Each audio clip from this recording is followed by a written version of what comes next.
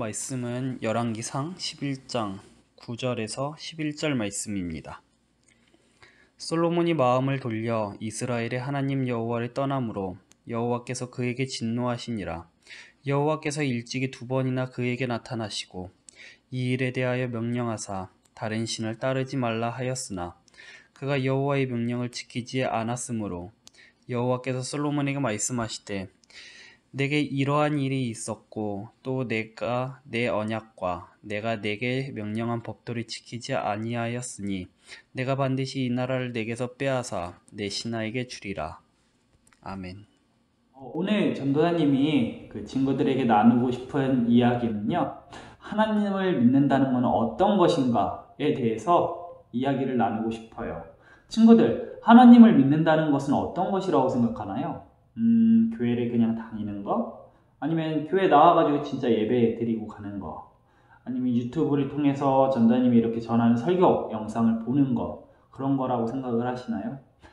그런 것도 맞아요. 근데 궁극적으로, 더 궁극적인 것으로는 오늘 말씀에서 어떻게 이야기를 하고 있는지 한번 확인했으면 좋겠습니다. 오늘의 주인공은 솔로몬입니다. 자, 솔로몬 어떤 왕이었나요? 여러분 잘 아실 거예요. 솔로몬이 쓴 성경은 되게 3개가 있어요. 잠언이라고도 하고 아가, 전도서 이렇게 3가지가 있습니다. 자, 솔로몬은 그러면 어떤 인물이었는지 한번 살펴보면은 여러분도 잘 아실 거예요. 지혜의 왕이었어요. 자, 우리가 공부를 할 때 잠언을 많이 읽으라고 하잖아요. 그거를 집필한 사람이 바로 솔로몬이었습니다. 그는 지혜의 왕뿐만이 아니라 다윗의 시대에도 완성하지 못했던 하나님의 성전을 건축한 사람이기도 합니다. 이러한 인물이 하나님은 솔로몬이 왕이 되었을 때 한 번 나타나시고 왕이 된 이후에 한 번 더 나타나셔요. 그리고 마지막 3번째 또 나타나시기도 합니다. 첫 번째 나타나셨을 때는 솔로몬에게 네가 원하는 것이 무엇이냐라고 물어보셔요. 그때 솔로몬은 지혜를 달라고 합니다. 하나님이 너무 겸손하게 여겨 많은 것들을 주셨어요. 부귀영화를 누릴 수 있게 해주시고 많은 것을 하나님만 믿는다면 다 주신다고 하셨습니다. 2번째 나타나신 거는 성전이 완성이 되었을 때예요. 하나님의 성전이 성막이 완성되었을 때 하나님은 또다시 나타나셔요. 그때는 이렇게 약속을 하셔요. 어떤 약속이었냐면 나만 믿어라. 나만 믿으면은 부귀영화를 누릴 거다. 하지만 나를 배반했을 때, 나를 뒤돌아봤을 때는 내가 재앙을 내리겠다라고 말씀을 하십니다. 자, 오늘 마지막 3번째 나타나셔서 하신 말씀이 바로 여기 11절에 나오는 말씀이에요.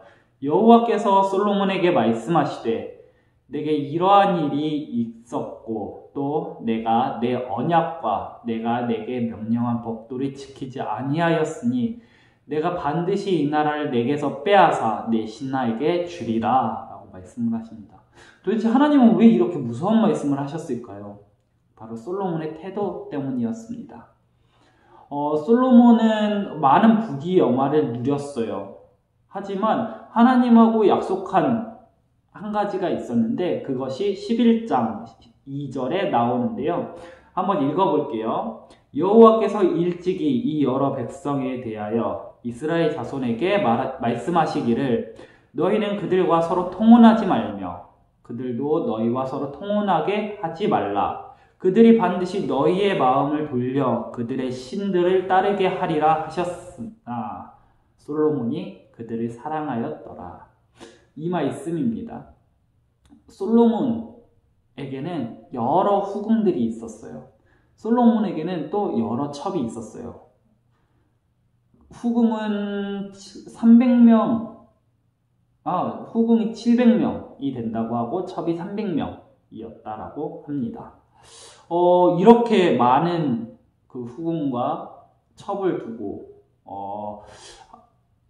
그것도 이스라엘 백성이 아니라 이방인들이었어요. 이러한 사람들을 두고 다 사랑을 했다라고 합니다. 그리고 그 이후에 절을 보면은 하나님을 믿는 것이 아니라 그 신을 또 드리게 돼요. 이 때문에 하나님이 진노하게 됩니다. 지난주에 하나님은 질투의 하나님이라고 전도하님이 말한 적이 있어요. 맞아요. 질투의 하나님이었어요. 그래서 두 번째 나타나셨을 때 하나님은 분명히 경고를 하십니다. 너 나만 믿어. 나만 믿으면은 내가 재앙을 안 내릴 거야. 하지만 나를 버리고 다른 신을 데리고 왔다. 그러면 나는 질투의 하나님이니까 나는 재앙을 내릴 거야. 라고 말씀을 하십니다. 근데 전도사님은 이 말씀을 보면서 되게 의아했던 것이 있어요. 바로 세 번째 하나님이 나타나셨었던 거예요. 솔직히 안 나타나셔도 됐었을 상황이에요. 왜냐? 이미 약속을 어긴 사람에게 한 번 더 나타나셨다라는 것은 하나님은 솔직히 솔로몬이 회개하기를 바랬던 것이 아닐까 생각이 듭니다. 이 이유는 이 선왕들의 그 역사에 있다고 전도사님은 생각을 해요. 이 선왕들 한번 확인을 해볼 텐데요. 솔로몬의 이전의 왕은 누구였는지 아시나요? 다윗 왕이었어요. 다윗의 이전은 사울이었어요. 이 왕들에 대해서 한번 확인해 보겠습니다. 네, 이스라엘의 초대 왕은 사울이었습니다. 이 사울은 사무엘이 처음으로 기름 부음을 했던 왕이기도 해요. 이때 당시에 사울 왕은 정말 하나님을 신실하게 믿었던 사람이었고 기름 부음을 받을 때 하나님의 영이 충만했다라고 말하고 있어요. 이렇게 충만했던 사람이 어느 정도였냐면은 하나님께 항상 전쟁을 하러 가기 전에나 어떠한 일이 있어도 하나님께 먼저 물어봤다고 해요. 그리고 그 대답을 듣고 그대로 실행했다고 합니다. 하지만 그 사울이 하나님을 거역한 사건이 바로 일어나게 돼요. 그것이 아말렉과의 전투에서입니다. 하나님은 아말렉과의 전투에서 모든 것을 다 진멸하라고 합니다. 하지만 사울이 아말렉을 쳤을 때 그 소와 양이 너무나도 귀해 보이는 거예요. 너무 아름답고 너무 귀중해 보이는 거예요. 그래가지고 그것들은 치지 않고 죽이지 않고 이스라엘로 데리고 오게 됩니다. 그것을 보고 하나님은 진노하시게 돼요. 하나님은 후회를 하시게 돼요. 말씀에서 15장에 여호와는 사울이 하나님의 명령을 거역한 것에 실망을 엄청 크게 하십니다. 그래서 사무엘에게 찾아가서 내가 쟤를 왕으로 세운 것이 너무 후회스럽다라고 합니다. 하지만 사무엘은 그 말씀을 듣고 근심하고 사울을 찾아가요. 어떻게 보면 하나님은 그 사무엘을 통해서 사울이 회개하기를 바랬던 거예요. 그래서 사울을 찾아갑니다. 사무엘이. 사울 왕이요, 어떻게 하나님의 명령을 거역하여 소와 양이 이렇게 넘쳐납니까? 라고 물어봐요. 이것에 사울 왕의 대답은 이러합니다. 내가 하나님께 제사를 드리기 위해서 이 소와 양을 가지고 왔습니다. 라고 변명을 하는 거예요. 자기가 갖고 싶어서 가지고 왔는데 하나님께 내가 드리려고 가지고 온 겁니다. 라고 변명을 합니다.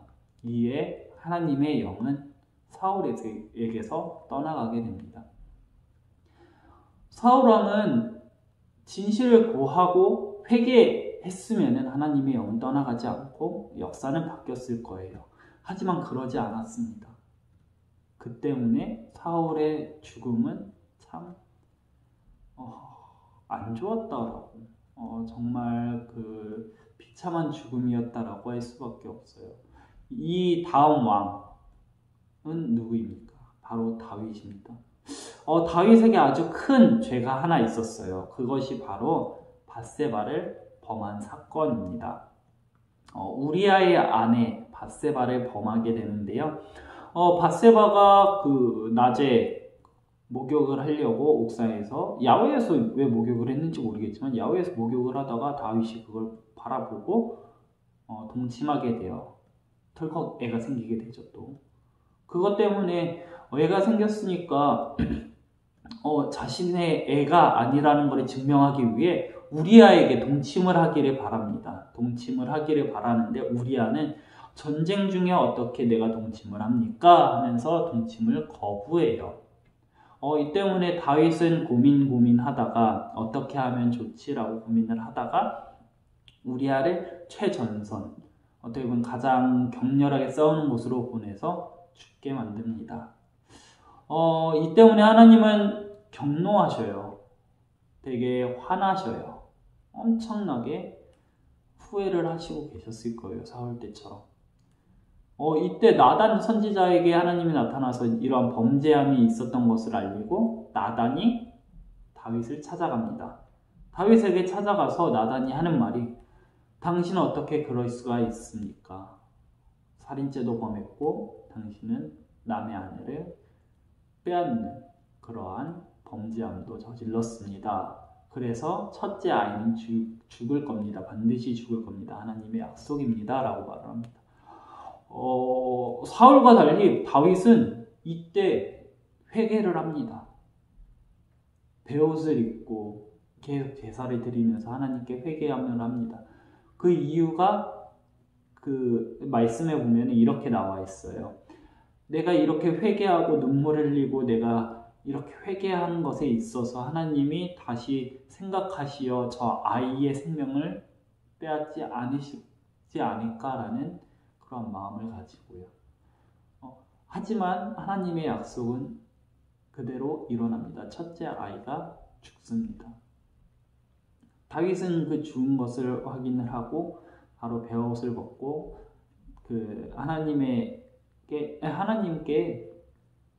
전심으로 다시 예배를 드리겠다라고 결심을 하게 돼요. 왜냐? 자신의 범죄함이 하나님이 보시기에 아름답지 않았던 것이기 때문입니다.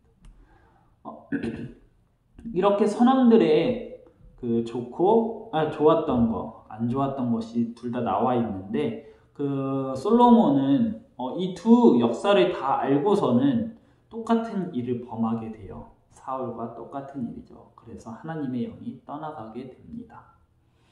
그는 회개하지 않았어요. 그는 돌아오지 않았습니다. 그들을 좋아했기 때문이죠. 자, 오늘 말씀을 통해서 우리가 확인할 수 있는 것이 무엇이 있을까요? 바로 단 한 가지예요. 하나님께 돌아오는 거. 그리고 하나님은 언제나 기회를 주시고 있다는 거예요. 솔로몬도 그렇고 사울도 그렇고 다윗도 그렇고 범죄함을 했을 때 하나님은 항상 기회를 주셨습니다. 어떠한 기회요? 바로 회개하는 기회입니다. 회개할 수 있는 그 시간이에요. 선택이에요. 근데 그 선택을 한 사람이 있고 그 선택을 벗어난 사람이 있습니다. 선택을 한 사람, 하나님께 회개했던 다윗은 어떻게 되죠? 그 다윗은 하나님께서 더 축복을 해주셔요. 하지만 사울과 솔로몬은 어떻습니까? 그 집안이 망하게 돼요. 사울은 그 요나단까지 같이 죽게 되는 그 비극한 장면이 있잖아요. 성경에도 쓰여져 있는. 그리고 솔로몬과 같은 경우는 너의 자손들이 결국엔 백성에게 그 왕권이 넘어갈 것이다 라고 말씀을 하십니다. 우리가 살아가면서 실수라는 것은 하기 쉬워요. 할 수밖에 없어요. 왜냐, 인간이기 때문에 실수는 할 수밖에 없는 것입니다. 하지만 이 실수를 통해서 우리는 알아야 할 게 있어요. 우리가 범죄하는 것에 있어서 알아야 할 것은 하나님은 회개하는 것을 기다리고 계신다라는 거예요. 문 밖에서 항상 두들기고 계신다라는 거예요. 그리고 그 문을 열고 그리고 회개하는 거, 하나님께 돌아가는 거, 그것은 결국엔 우리들의 선택이라는 것입니다. 언제나 기다려주시지 않아요. 하나님은 그 잘못을 했을 때 기회를 주십니다. 선택의 기회. 그것이 양심일 수가 있어요. 양심이 찔렸을 때 회개하라는 말씀일 수 있어요. 하지만 그것을 놓쳤을 때는 하나님은 징벌을 하십니다. 우리 대림제일교회 우리 청소년부 친구들은 하나님께서 어떤 것을 더 좋아하시는지 알았으면 좋겠어요. 하나님께 돌아서지 않고 돌아오는 것, 그것을 훨씬 더 바라신다라는 거예요. 우리가 이번 주부터 이제 시편 말씀을 읽고 있는데요. 그 시편 말씀에 전도사님이 카톡으로도 올렸지만은 하나님에 대해서 알려주고 있는 말씀들이에요. 하나님이 어떠한 신인지, 어떠한 분인지 정확하게 알려주고 있는 구절들이 참 많이 나옵니다. 이것을 읽으면서 진정 하나님이 바라는 것이 무엇인지, 그리고 하나님이 어떤 분인지 깨달았으면 좋겠습니다. 이제 말씀을 마칠 텐데요. 친구들이 이렇게 그 한 주 한 주 살아가면서 정말 그 많은 시험들이 있을 거예요. 어려움이 있을 거예요. 하지만 그 가운데 선택의 기로에 서 있을 때 하나님이 더 좋아하시는 것이 무엇인지 생각하고 선택을 했으면 좋겠습니다. 기도로 말씀을 마칠 텐데요. 다 같이 기도하기 전에 다 같이 한번 그 하나님께 어떤 것이 더 좋은 선택인지, 우리가 어떠한 기로에 놓여 있을 때 하나님께 먼저 묻고 어떻게 우리가 이 일을 끝낼 수 있는지, 하나님이 더 좋아하시는 방향으로 갈 수 있는지 기도했으면 좋겠습니다. 기도하겠습니다.